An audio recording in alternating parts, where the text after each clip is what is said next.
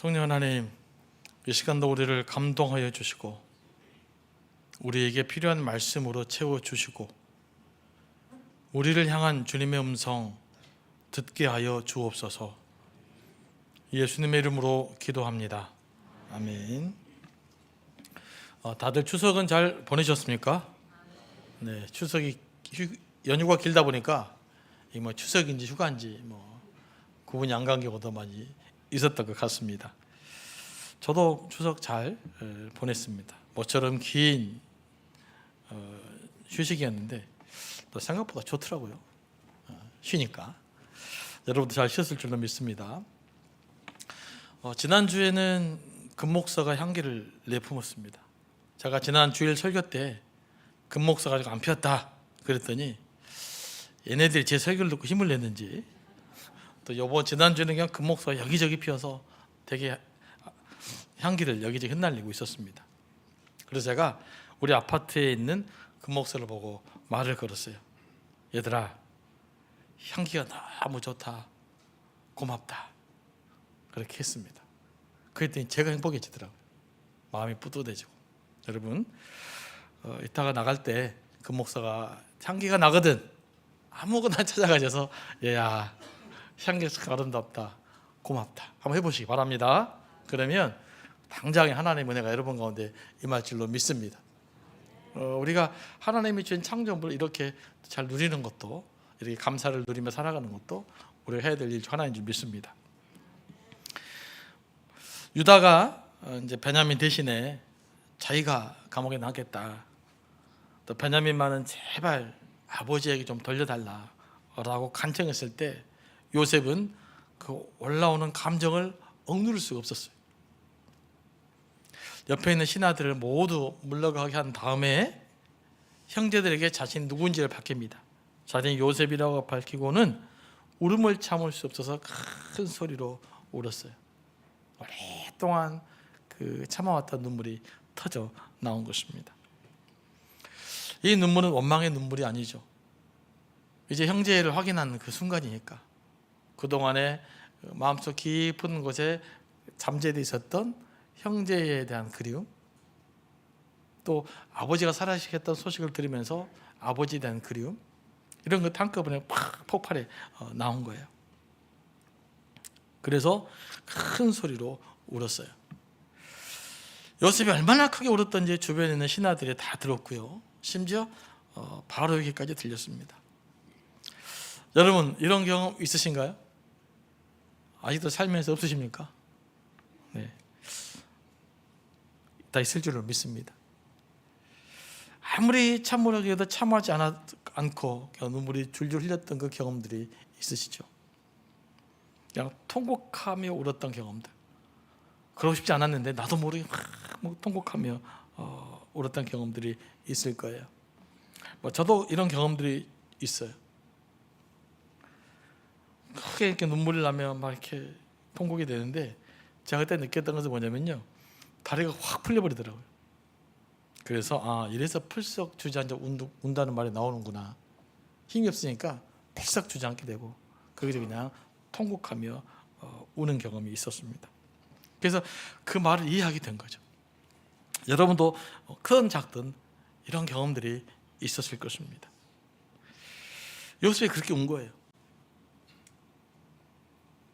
그토록 원망했던 형제에 대한 이해하는, 형제가 이해되고 받아들여지는 순간 우리에게는 그런 큰 눈물이 또 울음이 납니다. 그렇게 그리웠던 아버지 소식을 들었을 때, 부모님 소식을 들었을 때 눈물이 납니다. 저는 효자는 아닌데요, 미국에서 어려운 큰일 나가니까 맨 먼저 어머니가 생각나가지고 그냥 눈물이 나오더라고요. 통화하다가 울 것 같아서 통화를 안 하고 그냥 울었던 경험도 있죠. 여러분도 그런 경험들이 다 이렇게 있으실 거예요. 요셉은 이제 자신을 누군지를 밝힌 다음에 아버지 안부를 재차 확인합니다. 3절 말씀인데요, 세 번역으로 읽어야 더 실감이 나요. 제가 읽어드리겠습니다. 제가 요셉입니다. 아버지가 살아계신다고요? 이렇게 물은 거예요. 요셉은 아버지가 살아있다는 유다의 말에 기뻐서 물었습니다. 하지만 형제들의 반응은 어땠습니까? 놀라서 마음이 딱 막혀버린 거예요.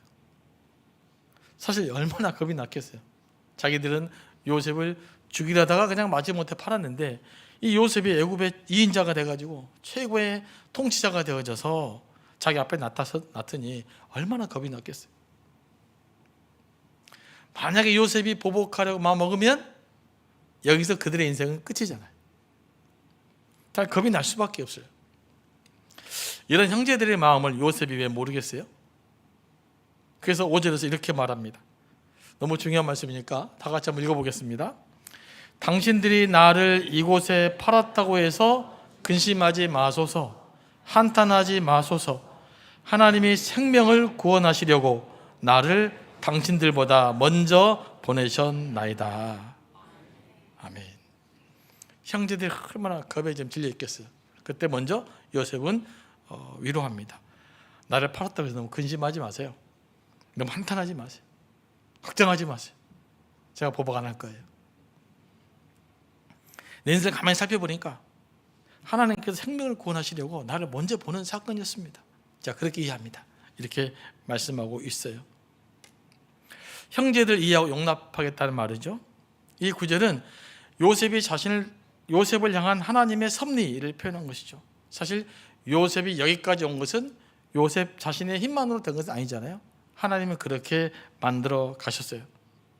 하지만 요셉 입장에서 볼 때 요셉은 자신의 인생을 향한 요셉의 해석이에요. 과거의 상처를 해석한 요셉의 시각이 달라진 거죠. 그래서 우리가 거대한 하나님의 섭리가 있지만 하나님의 섭리를 해석할 수 있는 안목이 필요해요. 그러면 우리 이제 인생이 달라지기 시작한 거죠. 형제들은 이기적인 마음, 시기와 질투하는 마음 때문에 요셉을 죽이려고 했잖아요. 요셉도 그런지 모르는 것은 아닙니다. 하지만 요셉은 그런 사건조차도 야곱의 가족 전체를 구원하기 위한 하나님의 섭리로 본 거예요. 하나님 이끌리신 과정으로 이해한 것입니다. 그래서 요셉은 형제들이 비로소 온전히 용서할 수 있었어요. 우리가 과거의 상처에 매몰되잖아요. 과거의 고난에 매몰돼 버리잖아요. 그럼 용서가 불가능해집니다. 사실 진정한 용서는요, 관점이 바뀌어야 돼요. 우리 인생을 해석하는 해석이 바꿔야 돼요. 그래야 비로소 진짜 용서가 가능해지는 것입니다. 그런 의미에서 용서는 해석의 문제고 과거의 사건을 어떻게 보느냐에 대한 관점의 문제이기 돼요. 우리가 과거의 상처를 극복하는 때 이건 굉장히 중요합니다. 우리가 이제 하나님과 상처가 있어요. 무게를 재보셔야 됩니다. 상처가 하나님보다 클 때 용서가 불가능합니다. 상처가 하나님보다 더 크니까. 상처가 나를 전부 지배버릴 것 같아요. 하지만 우리가 받은 상처보다 하나님이 더 크고 위대하실 때, 그래서 우리가 이해하고 받아들일 때 비로소 뭐가 가능합니까? 용서가 가능해지는 거예요. 그래서 이건 신앙의 문제예요. 내가 하나님을 가장 위대하고 크게 볼 것이냐, 아니면 내가 받은 상처와 고난을 그걸 크게 볼 거냐, 뭘 더 크게 볼 거냐에 따라서 우리가 우리의 과거와 아픔과 고난과 상처를 극복해 갈 수도 있고 극복하지 못할 수도 있는 것입니다. 여러분, 하나님이 여러분이 받은 모든 고난과 상처보다 더 크고 위대한 분이신 줄 믿으십니까? 그러면 돼요. 그러면 우리가 그렇게 하나님을 바라보시면 그때부터 해결책이 보이는 것입니다. 하나님이 요셉을 여기까지 인도해 왔습니다만은, 그러나 모두가 하나님의 섭리를 경험하지만 모든 사람이 요셉처럼 그 하나님의 섭리와 하나님의 손길을 인정하는 것이 아니에요. 많은 사람도 인정하지 못해요. 또 모르고 지나가요. 또 관가해버려요. 사실 오늘 여기까지 우리의 삶을 살아오기 위해서는 수많은 하나님의 은총의 손길이 있었음을 믿습니다. 그렇다면 그래서 우리가 고백해야 돼요. 하나님의 손길이었다. 나의 상처와 나의 아픔과 나의 고난조차도 하나님의 구원의 섭리 안에 있었구나라고 깨달아야 돼요. 이 깨달음이 우리에게 굉장히 중요합니다.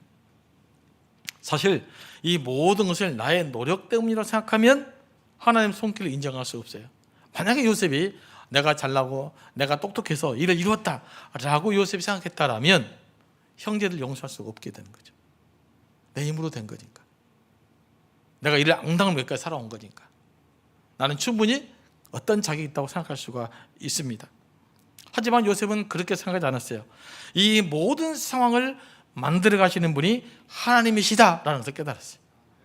그리고 그것을 실제로 고백한 겁니다. 요셉은 하나님의 손길을 자기가 받은 상처와 아픔보다 더 크게 본 거예요. 그래서 문제의 답을 찾아낸 것입니다. 우리 인생도 마찬가지입니다. 우리 인생도요, 우리의 과거를 어떻게 해석하느냐가 매우 중요합니다. 사실 현재 오늘 나의 삶은 여러분이 지나왔던 과거와 절대 무관하지 않습니다. 과거의 삶이 지금 현재의 내 삶에 너무나 많은 영향을 끼쳐왔습니다. 그러므로 지금 현재의 삶을 지금부터 인생을 바꾸는 삶을 살아가려면 우리의 과거를 해석하는 관점이 달라져야 돼요. 그래야만 지금의 인생을 바꿔갈 수가 있는 거예요. 과거를 또 과거의 상처를 원망하고 부정적으로만 생각하면 지금도 내 삶은 여전히 원망스럽고 부정적이 됩니다. 그런 경우가 많거든요. 과거에 내게 상처 줬던 혹시 부모님을 용서하지 못한다면 그 부정적인 영향력이 지금까지 내 삶에 영향을 미치게 돼 있어요. 그래서 오늘 행복하게 살 수 없도록 만든 겁니다. 하지만 과거의 아픔과 상처를 긍정적으로 해석하고 하나님을 더 깊이 경험하기 위한 도구로 보고 지금 나의 성장을 위한 도구로 생각한다면 과거의 상처와 과거의 아픔들은 오히려 복의 통로가 될 수가 있습니다. 여러분, 고난이 무조건 좋은 것이 아니에요. 고난이 만사 형통할 수 있는 약이 아니에요. 고난을 어떻게 해석하느냐, 상처를 어떻게 바라보느냐에 따라서 그것이 보약이 될 수도 있고 아니면 그냥 우리에게 절망할 수 있는 독이 될 수도 있어요.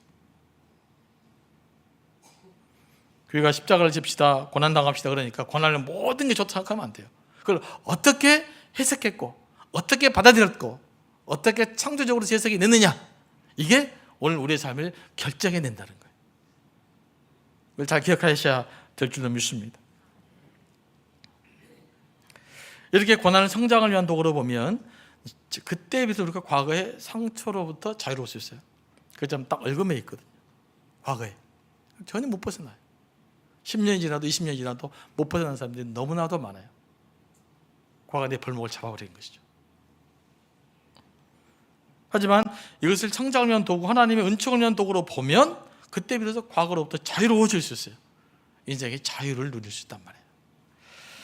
그리고 그래야 내 인생이 미래가 바뀔 수 있는 것입니다. 그래서 여러분 어떤 아픔이든지 또 관계의 상처든지 쭉 돌아보면서 그걸 다시 한번 재조명해 보시기 바랍니다. 이 또한 지금의 나를 만들어가기 위한 또 더 나은 우리의 미래를 만들어가기 위한 하나님의 축복의 디딤돌이다. 이렇게 한번 생각해 보시기 바랍니다. 실제로 또 그러기도 해요. 그러면 요셉이 자기 전 인생을 돌아보면서 궁극적으로 깨달은 게 뭡니까? 바로 7절과 8절 말씀인데요. 이 말씀도 너무 중요하니까 같이 읽어보겠습니다. 시작. 하나님이 큰 구원으로 당신들의 생명을 보존하고 당신들의 후손을 세상에 두시려고 나를 당신들보다 먼저 보내셨나니 그런즉 나를 이리로 보낸 이는 당신들이 아니요 하나님이시라. 하나님이 나를 바로에게 아버지로 삼으시고 그 온 집의 주로 삼으시며 애굽의 온 땅의 통치자로 삼으셨나이다. 아멘. 인간적인 눈으로 보면 당신들이 다 계획 짜고 당신들 다 계획해서 나를 팔아넘긴 것 같지만 실은 당신들은 결국 하나님의 손에 있는 도구였습니다, 이 말이에요. 나를 애굽에 보내신 것은 당신들이 아니라 하나님입니다.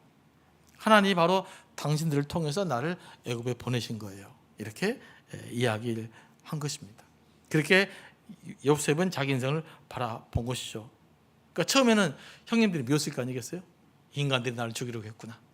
시간이 지나면서 이 인간들이 나를 죽이려고 한 것이 아니라 하나님이 이들을 사용해서 오히려 이 가족을 살리기 위해서 나를 먼저 애굽에 보내셨구나 라고 깨달은 거예요. 관점이 완전히 달라져 버립니다.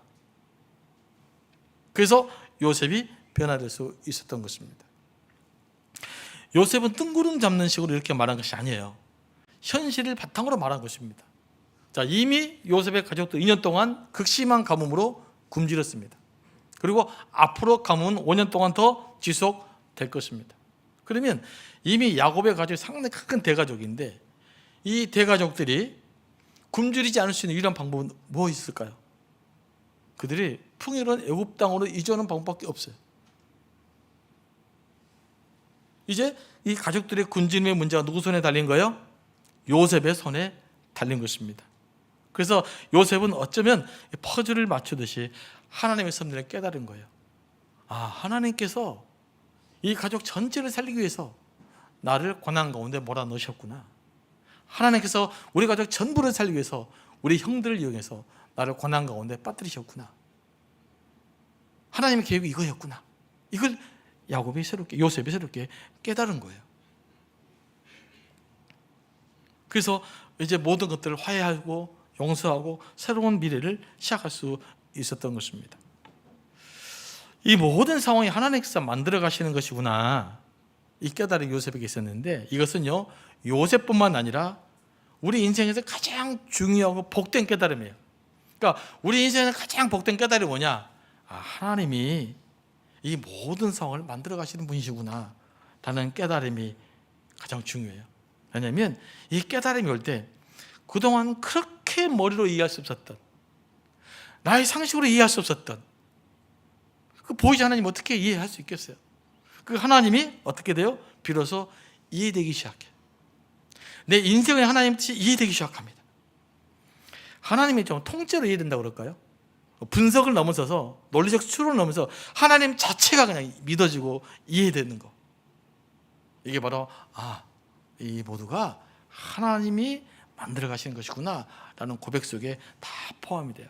그래서 이 고백이 너무너무 중요한 거예요.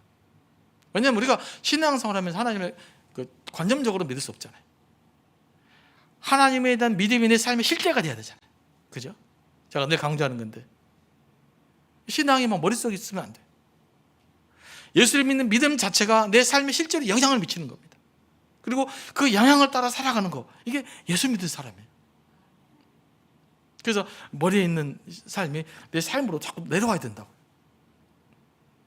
이게 가장 중요한 깨달음이 뭐냐? 하나님이 내 인생을 책임져 가시는구나. 이 또한 하나님이 역사하시는구나 라는 고백이 일어날 때 그게 하나님은 딱 통째로 이해되게 되는 거예요. 그리고 더 나아가 내가 받은 고난과 상처를 창조적으로 수용할 수 있게 돼요. 고난을 창조로 해석할 수 있는 능력을 갖게 됩니다. 다시 말하면 내 아픈 고난을 긍정적으로 내 성장을 하는 발판으로 삼을 수 있게 된다는 말이에요. 언제요? 이 모든 상황을 하나님이 만들어 가시는 거구나 라는 깨달음이 있을 때. 그러면 인생이 내 마음대로 안 되더라도 내가 원망하거나 불평하지 않게 돼요. 이 또 하나님이 어떤 일로 나를 만들어 갈지 모르기 때문에. 그래서 삶의 여유를 갖게 되는 것입니다. 그러니까 믿음이 깊어진다는 것은 어떤 삶의 모습으로 나타나는가? 삶의 여유로 나타나요. 예수 믿는데 조급하다, 이건 아직 지금 뭔가 좀 덜 돼 있는 거예요. 예수를 깊이 믿게 되면, 하나님 온전히 신뢰하게 되면 조급함이 사라져요. 하나님을 기대할 수 있으니까, 하나님을 신뢰하면 되니까요. 왜 조급한지 아십니까? 답이 없어. 내가 금방 서두르지 않으면 무슨 일이 벌어질 것 같으니까 조급한 거거든요.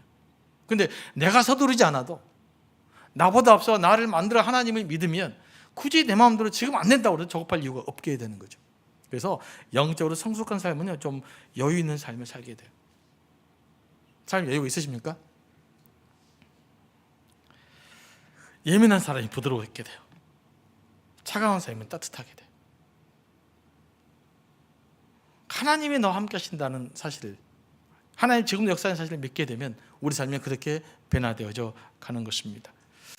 이것도 실은 회심의 과정이라고 할 수 있는데요, 이런 변화를 경험하기 위해서 해야 될 고백이 뭡니까? 이 모든 상황을 하나님이 만들어 가시는구나, 이게 나를 향한 하나님의 뜻이었구나, 이런 고백이 우리에게 필요합니다. 그리고 가만히 돌아보면 그런 고백이 일어나게 돼요. 그래서 이런 고백을 통해서 여러분들이 좀 충만한 삶을 살았으면 좋겠습니다. 오늘 또 말씀 묵상하면서 제 눈에 들어온 단어가 하나님의 큰 구원이라는 말이에요. 요셉이 형제를 구원한 사건은 마치 예수님이 우리를 구원한 사건과 맥락이 같아요. 좀 유사해요. 패턴이 같다 말입니다. 하나님은 요셉을 통해서 야곱의 식소들을 전체 구원하셨습니다. 뿐만 아니라 하나님은 예수 그리스도를 통해서 우리를 구원하셨습니다. 요셉은 하나님께서 만들어주신 자신의 지위와 권력을 사용해서 가족을 구원했지만 예수님은 십자가에 달려 자신이 죽음으로써 우리를 구원했습니다. 그러므로 진짜 사랑이 무엇인지, 하나님의 사랑이 얼마나 큰지를 확증해 보이셨어요. 하나님께서 이스라엘의 큰 구원을 위해서 요셉을 미리 애굽에 보냈던 것처럼 하나님도 우리의 큰 구원을 위해서 예수를 미리 보내주셨습니다. 그래서 구약의 몇몇 학자들은 요셉이 예수 그리스도 인생을 예표한다 이렇게 이야기도 합니다. 요셉의 구원 역사가 예수 그리스도의 생애를 통해서 우리에게 비슷하게 나타나고 있다 이 말이에요. 근데 더 완전하게 나타나고 있는 것이죠. 예수께서 우리에게 뭘 약속했습니까? 누구든지 예수 그리스도를 믿는 자는 구원을 받게 되리라. 그리고 그의 가족이 구원을 받게 되리라고 말씀하십니다.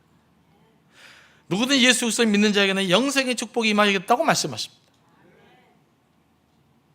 어쩌면 우리가 당하는 고난은요, 우리의 구원을 위한 하나님의 큰 구원의 과정일지도 모릅니다.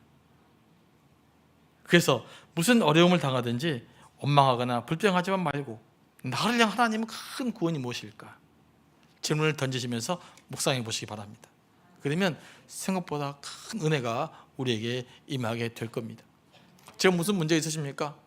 그 문제를 한번 생각해 보세요. 이게 나의 성장을 위한, 나를 통해 이루어진 하나의 어떤 무엇을 위한 하나의 지금 디딤돌이라고 생각하시면 이걸 잘 다듬어야 되잖아요. 잘 활용할 수 있어야 되잖아요. 이제 요셉은 형제들에게 빨리 이 소식을 아버지에게 전해드리라고 말해요. 모시고 오라고 말합니다. 9절과 13절 말씀에 기록되어 있는데 뭐라고 그럽니까? 당신들은 속히 아버지께로 올라가서 아리쇼 이렇게 말합니다. 당신들이 본 모든 것을 다 아버지께 아뢰고 속히 모시고 내려오소서. 이 말씀은 또 뭐가 말씀 생각납니까? 요한복음 말씀이 생각나요. 와보라. 와보라게라. 다 와보고 내가 누구인지 알게 되리라. 이렇게 말씀한 것처럼 직접 속히 와서 보십시오 라고 말합니다. 그리고 이 말씀을 하면서 요셉이 형제들에게 한 약속이 무엇입니까? 풍요로운 땅 고센 지역에 머물게 하고, 그리고 아버지께 속한 사람을 부족함 없게 만들어주겠다. 그러니까 고센 땅으로 오면 모든 부족한 문제 해결될 거다라는 뜻입니다. 야곱에게 요셉의 소식은 복음입니다. 고센 땅으로 초대하고 모든 것을 부족함 없게 하겠다는 것은 마치 예수님께서 우리를 천국으로 초대하는 소식과 매우 유사해요. 하나님의 나라는 우리가 부족함 없이 누릴 수 있는 바로 그 나라입니다. 그러면 예수님은 제자들에게 땅끝까지 복음을 전하라고 말씀하셨어요.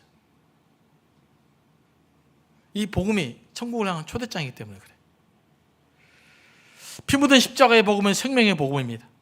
이 사실이 믿어지는 사람에게는 하나님의 사랑이 깨달아지고 영생의 복이 임하기 때문에 그래요. 여러분에게 영생의 복이 임합니다. 그러면 영생의 복을 받은 사람은 어떤 삶일까요?